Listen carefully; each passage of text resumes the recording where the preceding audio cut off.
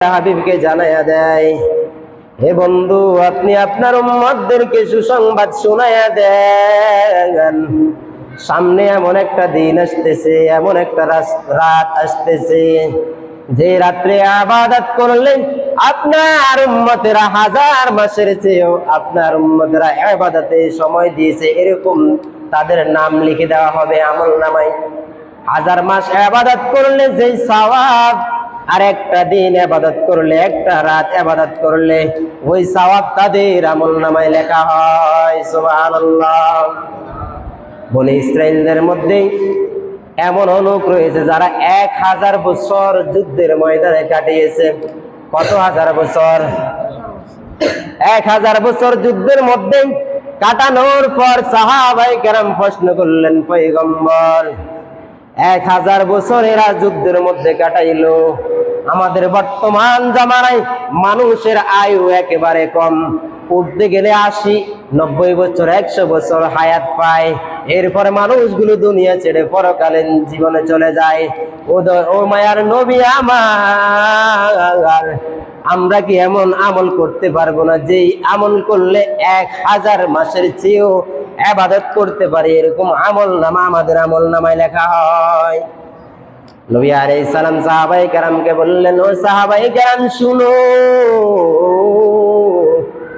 এমন একটা রাত আসবে যে রাত্রে তোমরা যদি আল্লাহকে ডাকতে পারো, ওই রাত্রে যদি তোমরা মসজিদে আইসা ইবাদত করতে পারো, ওই রাত্রে মসজিদে আইসা কোরআন তেলাওয়াত করতে পারো, জিকির আজকার করতে পারো, তাসবিহ তাহলিল গুলো আদায় করতে পারো, কতক্ষণ পর্যন্ত?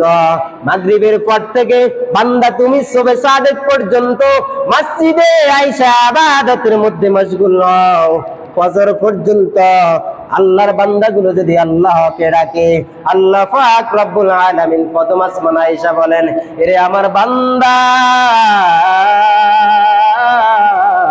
তুমি আমার কাছে কি চাও?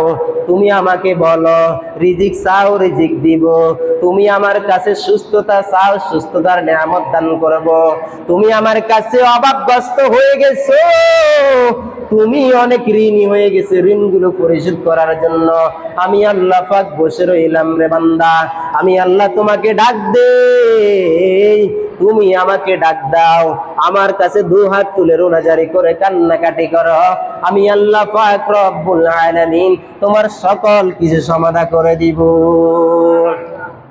हर गोड़ी देने को वह तो यार है, जो न मांगे उससे वे बेजार है। আল্লাহর কাছে চাও, যদি আমরা চাইতে পারি তাহলে পাবো।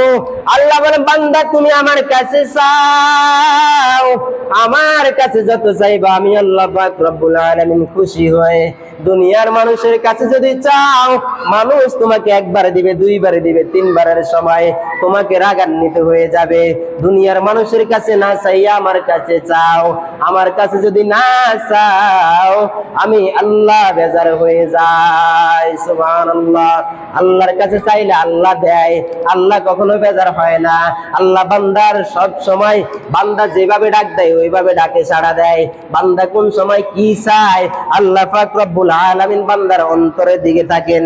এই জন্য রাসূল আরবি সাল্লাল্লাহু আলাইহি ওয়াসাল্লাম বলেন, ইন্নাল্লাহা লা ইয়ানজুরু ইলা আজসাদিকুম ওয়ালা ইলা সুওয়ারিকুম ওয়ালা ইয়ানজুরু ইলা কুলুবিকুম। আল্লাহ পাক রব্বুল আলামিন নবীজি বলেন, বান্দার জন্য আল্লাহ পাক রব্বুল আলামিন কোন বান্দাটা আল্লাহর কাছে কত দামি, কেমন, কিভাবে বুঝবে? এই বান্দা কি অনেক লম্বা এই জন্য দামি? না না না। এই বান্দা কি অনেক সুন্দর এই জন্য দামি? না না না। এই বান্দাটা অনেক স্বাস্থ্য মোটাবান এই জন্য দামি? না না। এই বান্দা কি চিকনা এই জন্য দামি? না না।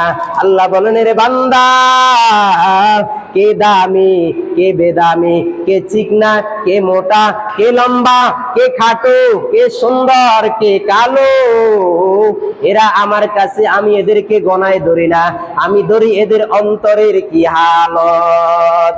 बता हमको तेरे राह किस तरफ है, तेरे राह पर चला हमको खुदाया।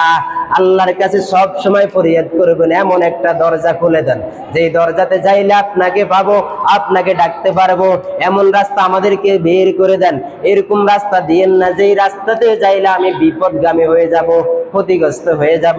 এই জন্য আল্লাহ বলেন, বান্দা তোমার অন্তরে কি হালত, সব সময় আমি আল্লাহ তোমার অন্তরের দিকে তাকিয়ে থাকি। সুবহানাল্লাহ। সব সময় বান্দার অন্তরের দিকে তাকায়া থাকেন। বান্দা কি চায়? বান্দা দান করতেছে, বান্দা আরেকজনকে কিছু দিতেছে, মসজিদে আসতেছে, ইবাদত করতেছে, কাউকে দেখানোর জন্য করে নাকি আমাকে পাওয়ার জন্য করে, এর অন্তরের হালত অবস্থা আমি আল্লাহ জানি। এই জন্য আল্লাহ পাক রব্বুল আলামিনের হুকুমগুলা ঠিক মতো যেন আদায় করতে পারে। বয়ান অনেক লম্বা, সামনে আমাদের আসতেছে যেই 27 অর্থাৎ লাইলাতুল কদর।